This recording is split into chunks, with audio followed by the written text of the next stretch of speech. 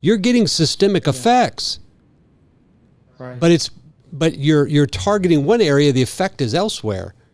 And so it's like that pattern. You're getting those pieces, you're hitting certain pieces, hitting the right pieces, the right codes, bringing it all together, and boom, you activate the body's defenses, and off it goes. Yeah. Patients always ask me, like, "Hey, inject my tumor, is that gonna affect me elsewhere?" It's like, well, if I give you a flu vaccine in your arm, it's not only your arm that's protected from the flu. That's right. Well, I didn't get it in my arm.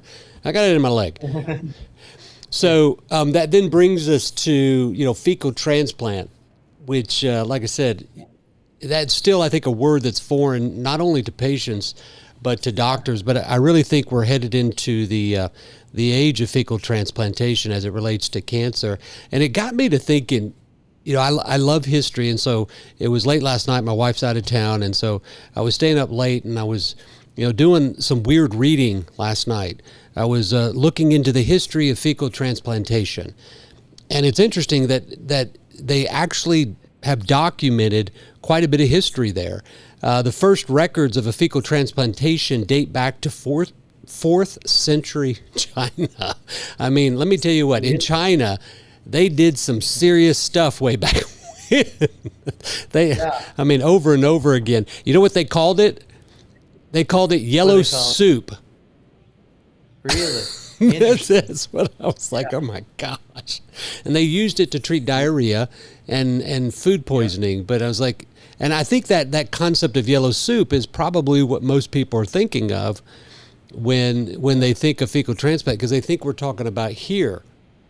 But you're not talking. Yeah. You're not talking about oral, are you?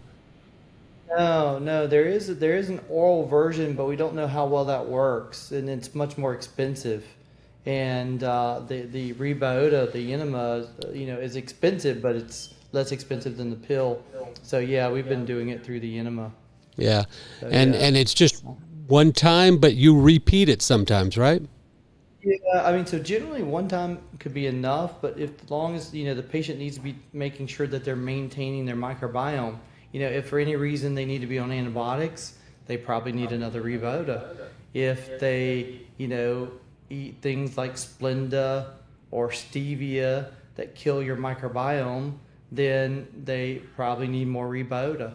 I patients, like, I've treated them, and then they go and they start taking, and stevia and Splenda, this stuff is all over the place. You have to be careful, like, put it in toothpaste and supplements and stuff like that. And those are, a big insult to your microbiome.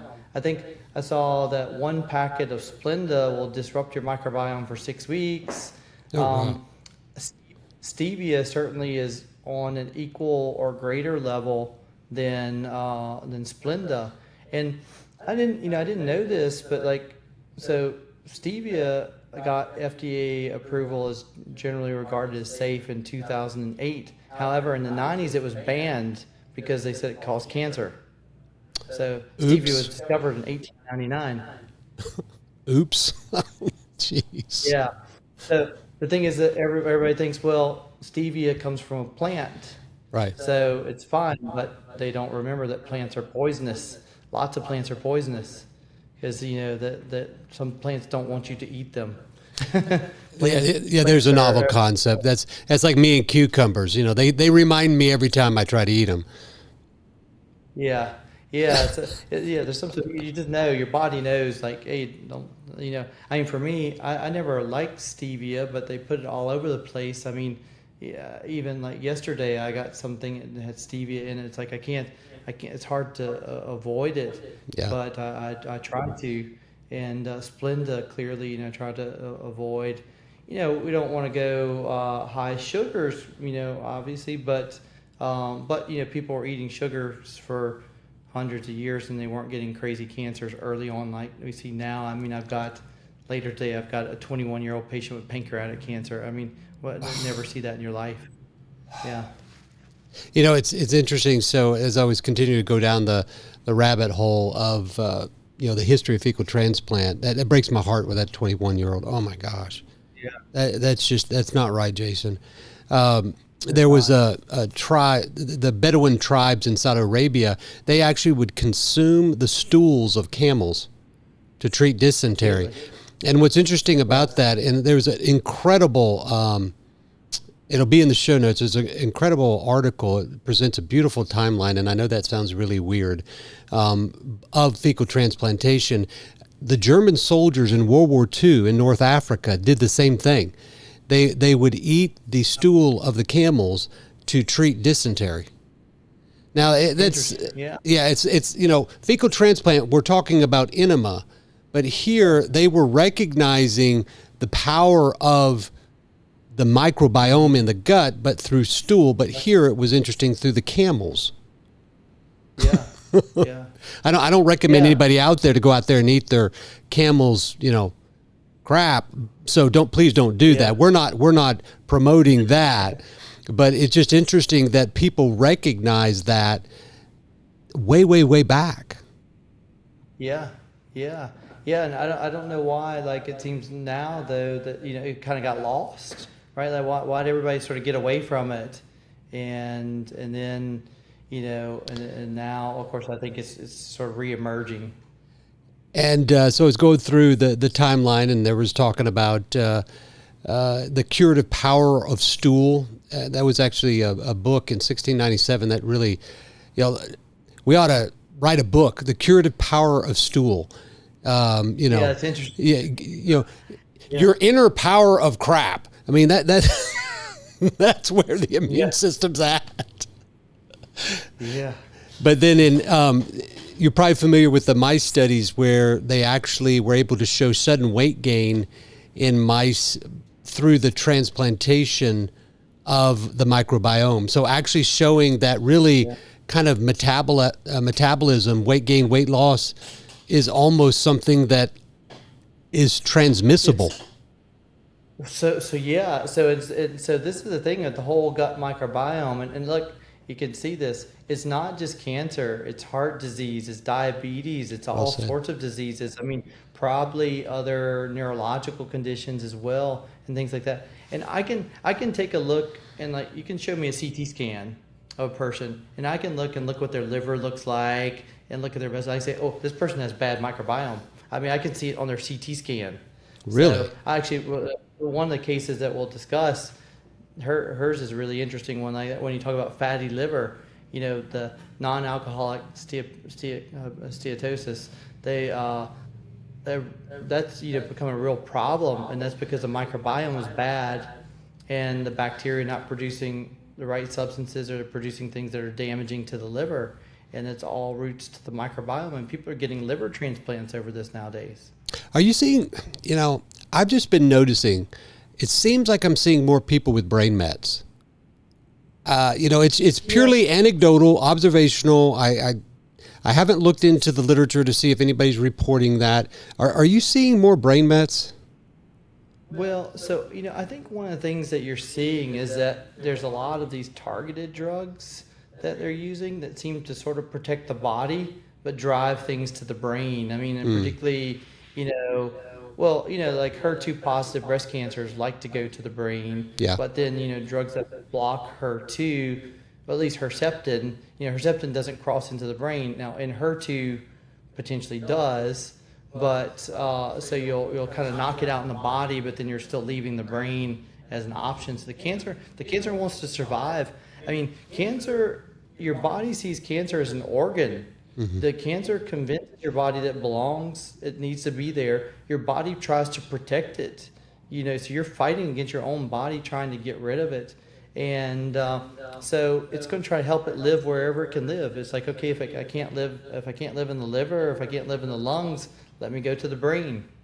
And the only reason why I ask that is because there's literature that talks about how the gut microbiome plays a role in contributing to neurodegenerative diseases. Yeah. And it does that in part through breaking down the blood-brain barrier.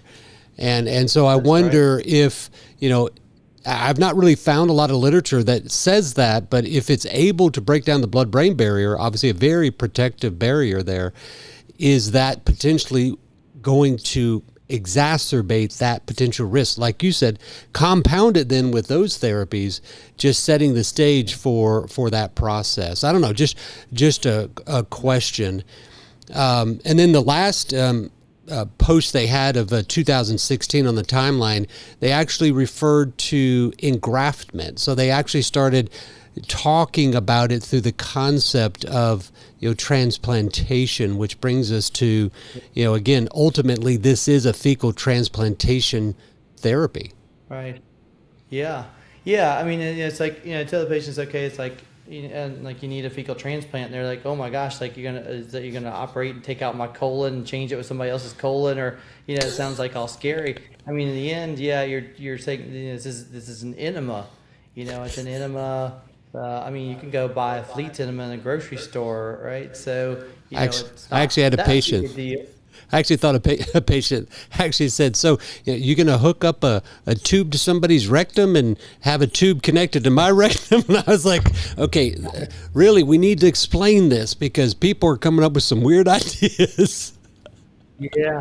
Yeah, I know it gets confusing to the patient and scary. And the thing is that, the thing that's happened with me is that as I started giving the patients, Rebyota, the patients are come back and saying, gosh, I feel great. I feel really, I feel so much better. And then their families are like, hey, we all want it too. And none of them have cancer, but they want it. They're like, this works so well that, and I've thought about doing it. I mean, my wife is, she's like, hey, we should like do Rebyota. And it's a serious consideration. I haven't done it yet because I wonder, like, well, is my microbiome, is it good or not? I don't know. Is mine better than Rebyota? Is Rebyota so good? But it seems to be pretty darn good, I guess, because you definitely see some good responses. Well, it's a good place, I think, for that second case study that you mentioned. And I believe the one you were referencing, it was a 61-year-old lady with hormone receptor positive, HER2 negative breast cancer. So this case is really amazing because, so when you look at her scan and you see that, see how dark her liver looks. Yeah. You're talking there on slide A. Is that the slide A? Yeah, exactly. So that is fatty infiltration of the liver. So when this lady contacted me, I said, look, I'm really worried about your cancer because your cancer is super advanced in the liver. I mean, you got a ton of disease, and I'm worried, but I'm also worried that structurally your liver is not good. Your liver is very fatty, and so you don't even have a lot of liver reserve. So your cancer is even worse than that because it's all in this fatty liver. And so I was like, my gosh, I mean, you're literally, if you didn't have cancer, you would need a liver transplant soon. Oh, wow. And so you can see on the case where you see all that darkness in the CT scan, that's the fat. The liver should not look like that, how it does on the left. Now, however, you can see afterwards, on the right, how the liver starts to look more structurally. You see that looks similar to the kidney. Yeah. And you can see the kidney there. And so, and then, as you go down, you see the PET CT scan. You can see all these lesions. She was riddled with lesions all through her liver. We went in, and in this case, we did Rebyota. She had improvement of her liver. Her liver was looking a lot better by just a few weeks later. I mean, it's amazing how fast it was. And by the time we started treating, then you can see on this case where we stick our needle into a tumor. Yep. We do a pulse electrical field ablation to kill tumor, but in an immune stimulating way. And then we inject a combination of immunotherapies, into the tumor. And the patient had, amazing response and is going on. And ultimately, I think she'll be, end up being complete response. But, that it was that combination of all those things. But if we didn't fix her microbiome, we would have just really been, up against it because there's no way to fix all these problems without doing that. So, I mean, we're not talking about, people that just have colorectal cancer. We're talking about people that have, stage 4 cancer. I mean, it has spread all over the place. Yeah.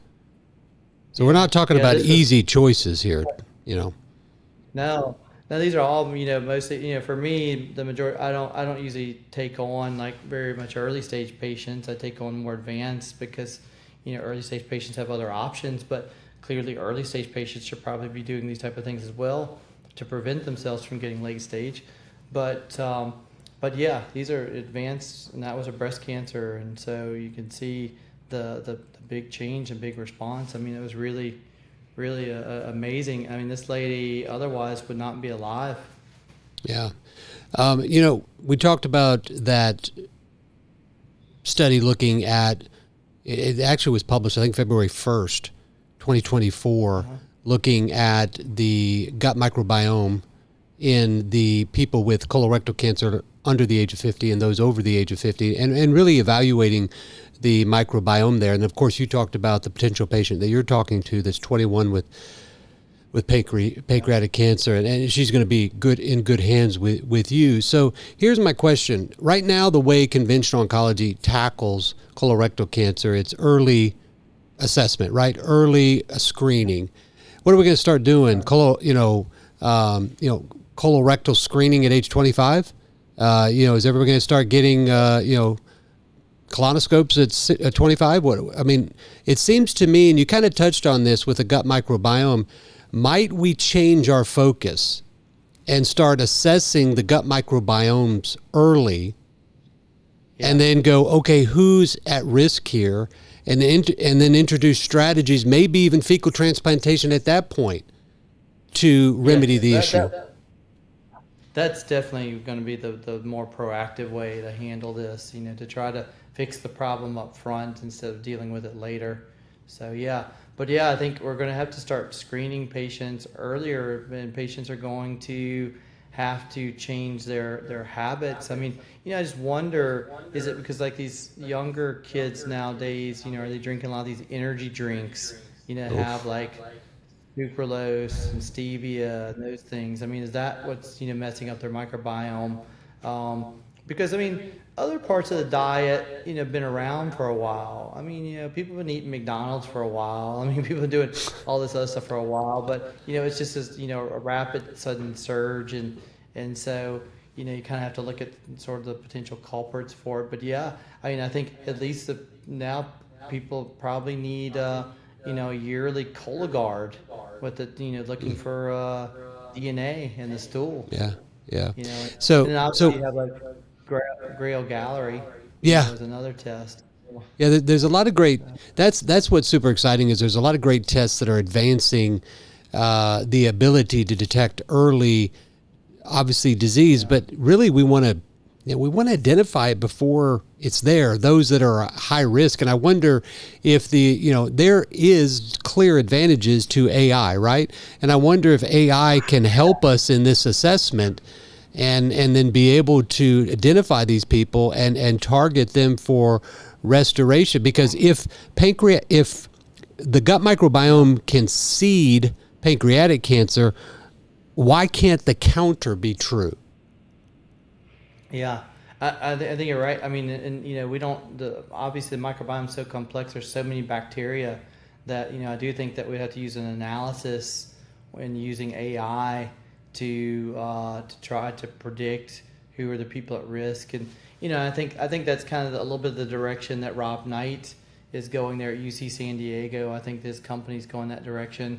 And on our side, we have something we call Cancer Care AI, which basically is an AI system that combines looking at the gut microbiome, looking at the tumor DNA, looking at cytokine panel, looking at radiomics. Like, for example, you can look at the texture of the tumors, and you can know this tumor is infiltrated with T cells. This one's not. This one has macrophages. It's not just, there's a tumor there. A tumor measures, 6 centimeters. Though it's actually heterogeneous inside of it. I mean, like if you're going to do ablation on a tumor, you don't go target. I mean, particularly on advanced cancer, people have the mistake. They think you go in there and try to ablate the entire tumor. That if an advanced cancer patient, that's a mistake. Yeah, I agree. You don't do that. I agree. You ablate part of the tumor, and what you do is you identify the targetable areas, like on a PET scan on CT. You say this part of the tumor is controlling it. This area is like the command center for the cancer. And if I knock that out and inject immunotherapy there, that's going to work. And that's why we're not seeing as good of results with like things like standard ablation, because what do they do? You go to standard center, MD Anderson, Sloan Kettering, John Hopkins, whoever, and what do? They stick a needle in there, just anywhere in the tumor, try to start killing it. They're not very precise. We're trying to educate these people, educate the doctors that this is not how you do it, and they just have not caught on. They don't, most of the time now they don't believe it. Yeah. But eventually they will. Right now they think we're crazy. In the future, then they'll say, "Okay, we were geniuses." Yeah, well, Galileo, they tried to kill him. Thankfully, I don't think that's happened to you or I, because he had the audacity to suggest that everything rotated around the sun. So And you're actually saying, no, we need to target the tumor with our interventional therapies, but we need to bring the gut microbiome and fecal transplantation in with that, because that optimizes the immune system. So is there any therapy that this can't be used with? That here I'm talking about fecal transplantation, chemo, radiation, surgery. How does that work in your practice? To me, it's a thing, and I would tell patients, if I'm diagnosed with cancer, if you tell me today, and if I get a scan and it looks like there's something that looks like cancer, tomorrow I'm doing Rebyota. That's the first thing I'm doing. I think that's like, that's the basic foundation that you have to do. And so now certainly we know that chemo and other things may impact the microbiome, right? But at least you go ahead and start trying to fix it. I mean, you might not make it perfect, but you're going to make it better. And I think what there's not. I think it was really everything, and I know that maybe that's bold, and I think maybe the people with the Ferring Pharmaceuticals, I mean, we've discussed doing further clinical trials and things like that, so we can demonstrate this, and I think we'll see this in the future. But it is a drug that's there. It's available. It's available off-label. The unfortunate side, it's somewhat expensive. I mean, it's a costly thing, and so. But I'll be honest with you, it's well worth it. It's worth the investment. In the whole scheme of things, it's really. I mean, money is money, right? We have to be honest, but I mean, in the whole scheme of things, for the cost, which I'm not going to mention here, it's really not that expensive for the impact that it can have. Not at all. It is. No, because think of it. I mean, it is, it's cheaper than a single dose of Yervoy for sure. It's, comparable to a single dose of Keytruda, and yet it's arguably way better because it's in there and it lasts and keeps working. And so, this to me, I mean, I think Rebyota, what they have, this will be a bigger blockbuster than Keytruda. I mean, Keytruda is one of the biggest drugs probably in the history, right? I think it's like $25 billion a year or something now, projected to be maybe $50 billion or something. Sounds like there needs to be some clinical studies ongoing with this. That's what it sounds like. Yeah. What about somebody, and if ever you do that, I'd love to be a part of that, because I'm involved with the new multi-center observational study with ivermectin. That one, we just did a soft announcement on that.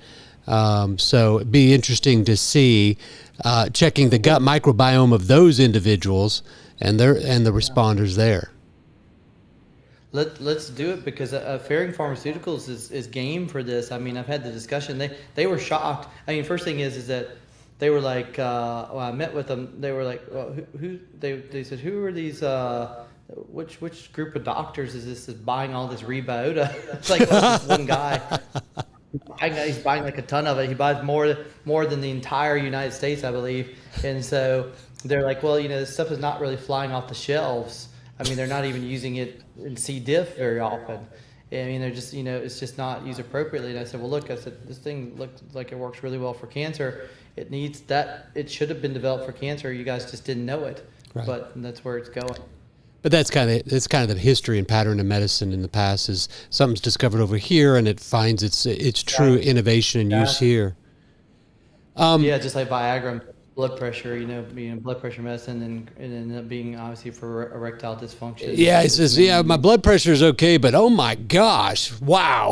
It's like, okay, we got something here, guys. What about somebody, you talked about giving Rebyota or fecal transplant with Rebyota before treatment. What about if somebody's hearing this and they're right in the middle of treatment? Can they go ahead and do that, or do they need to take a break, or what? I don't think so. No, I think to me, if you have cancer, you're getting treatment. The first and fastest thing you should do is Rebyota.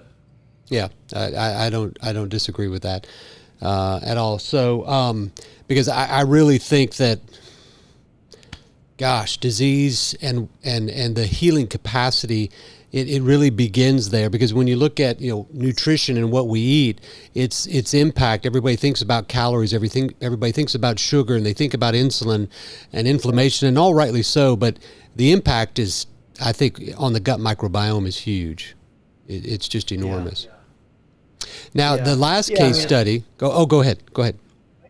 I was just gonna say, your body has a need for various things. Obviously nobody thinks that's odd that you need, vitamin D or vitamin B's or A or anything like that. But it's like, but you really, your body needs a little bit of this, a little bit of that, a little bit of all these things, and the gut microbiome needs its stuff to be fed and for the bacteria to behave, appropriately and do the things. The bacteria, and we know certain things, and we know that sodium butyrate, we know that inosine, that those type of things are things that are made by the bacteria that are helpful to the immune system.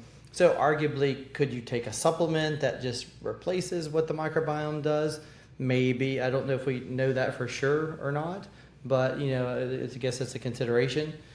But the microbiome, your biggest part of your immune system is along the lining of the intestines. Yeah. And that's where that interaction occurs. And so the immune system, we've evolved to have that, and to have the immune cells, getting those substances from the bacteria. And if you kill them off with certain foods or artificial sweeteners or stevia or things like that, then your immune system is not getting the stuff it needs. It doesn't behave the way it should.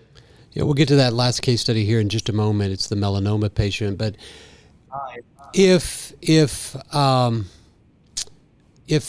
the gut microbiome in a fecal transplant can basically show transmissibility of obesity in the mice model in that study, could we almost say that cancer in a way is transmissible? And maybe it's not transmissible from gut microbiome to gut microbiome, but what about inheritance? So in this effect of talking about genetic inheritance, epigenetic inheritance, etc., the microbiome that we're inheriting from our patients, that's what I'm talking about. Not from person to person, but from parent to child. Are we passing on microbiomes, Jason, that are setting this stage?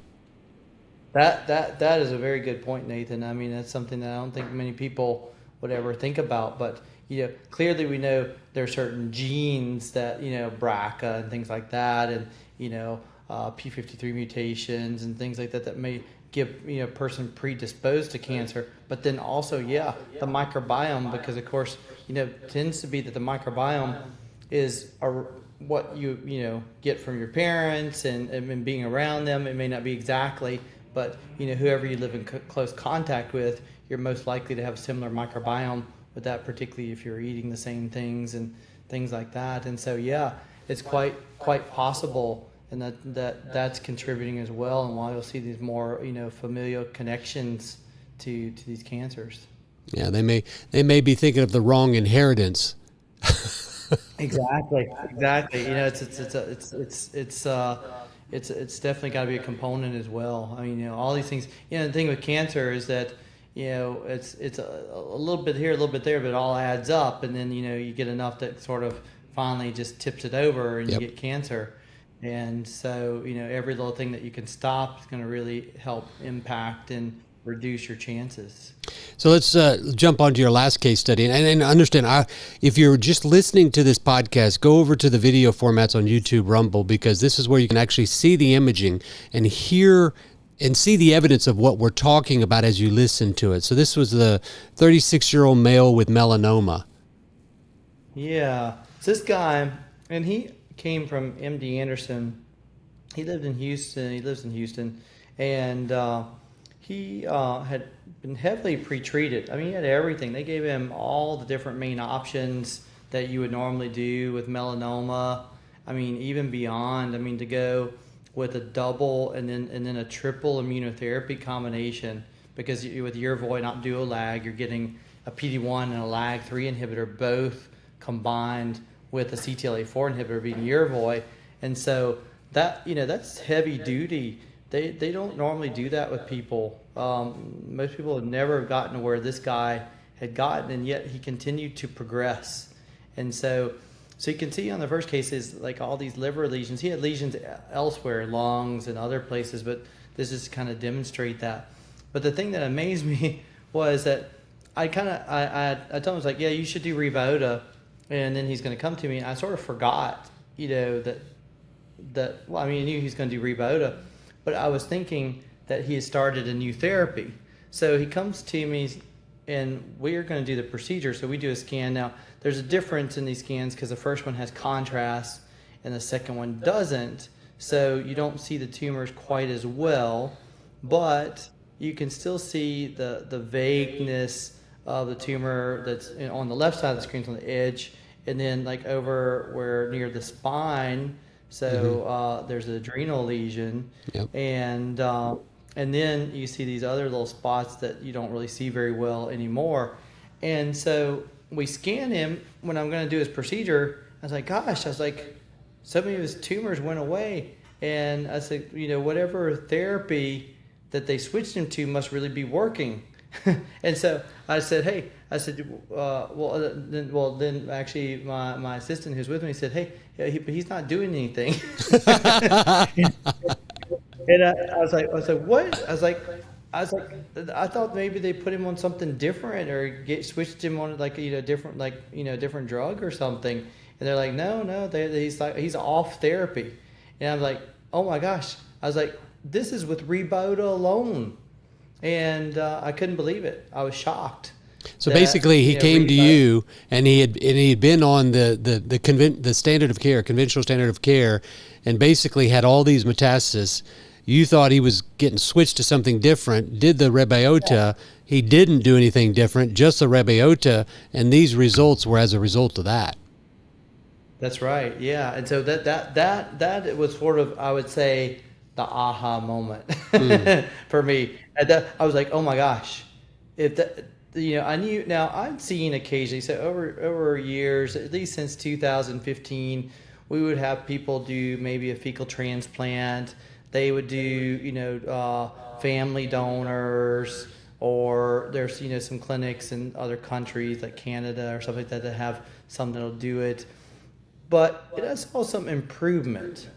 But I never saw anything like this with Rebyota. I mean, I just have to say, again, I have no financial interest in Rebyota. I wish I did. And they seem to have something special, something that's better than all the other, because that's what people ask. They say, well, if fecal transplants can I just, can I do it for my husband? Can I do it for my sister? Can I do it for my kids? Maybe that might work. But all I know is that Rebyota seems to be superior. Yeah. Well, Jason, thank you so much for taking time out of your schedule on this Friday afternoon and your consults. Thank you so much, friend. Going back years, it's so funny how we have circled back around again in this arena of cancer. And again, thank you for taking time out of it, talking about this, this really pungent topic, right? Fecal transplantation. Yeah. So where can the listeners or viewers, where can they find you? And one thing I failed to mention, you're a published author, right?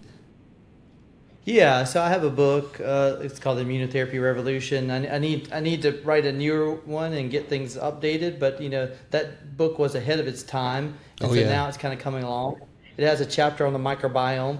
I mean, I wrote that I started writing that book in 2015. It actually came out in 19, and but has a chapter on the microbiome, has a chapter on off-label drugs, has a chapter on supplements. There's certainly been some new developments in off-label drugs that have updated. So yeah, the immunotherapy revolution. They can see my book on there, and obviously, and then we're Williams Cancer Institute. We have an office. Our main U.S. office is Beverly Hills. We have an office in Miami, and we have our hospital in Cabo that we work with. We're now developing our own floor. We're really getting advanced, bringing in a lot of new equipment and stuff. We're probably doing things with robots and AI. We got these new we're buying these new virtual reality things where we can look and we can see all the stuff inside the patient while we're looking at the patient, and it has their scans, and we can merge all their scans. It's really futuristic. It's some amazing stuff. So Star Trek, pretty soon you're just going to kind of scan them and click a button, and I guess they'll be well, huh?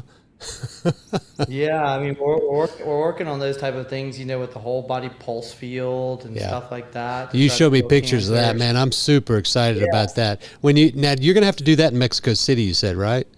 We will do that initially in Mexico City. So we have some clinical trials. So we run a lot of our clinical trials right now in Mexico City. Unfortunately, several of our trials are all closed. Our breast cancer trial closed, our prostate closed. We will present our data at the AACR, American Association of Cancer Research in San Diego on April 7th. It will be a pretty big deal. It will be our initial prostate data that we have. And so, and I won't spoil it. Yeah, so, April 7th. I said, mark that down, because I think I'm going to have to come out and see you, friend. You should come. It's gonna be big, and so there's a lot of interesting stuff going on. So much. There's just a really exciting time in cancer. Well, it's super excited to again know you as a friend, know you as a colleague, and you're always accessible. You're always available. Thank you again. Thank you for joining us with Dr. Jason Williams again. A treat for you. And again, we interviewed him back when we were in Cabo, and he talked about his book. We talked through other cases and talked about how he was innovating in the immune system then, and guess what? He continues to innovate in the immune system now. So we'll be bringing you an update, I think, on that April 7th announcement. So look for that coming at you very soon. Thank you for following the Practicing with Dr. Nathan Goodyear podcast. Lots of downloads. So thank you very much. I encourage you to download, sign up for the podcast, and share it for those. Share it to those who have cancer or you think may need to know about this information. Family, loved ones, whoever may need to hear about the gut microbiome, which, by the way, just a little clue, it's everybody. Share this with everybody. Also, you can check us out over at the drgoodyear.com website and at Brio-Medical, where I am the medical director. And if you follow us on social media, guess what? We're everywhere. So check us out there as well. It's important to understand that there's always hope. And discussions like this with innovators around the world, here, one right in Beverly Hills and in Cabo, they provide hope. And remember, that word hope means confidence in tomorrow. And people like Dr. Jason Williams and the innovation and the thinking that they're bringing to the world of cancer gives me hope that tomorrow is going to be one for healing. So remember, Dr. Goodyear from Practicing with Dr. Nathan Goodyear podcast, hope it forward.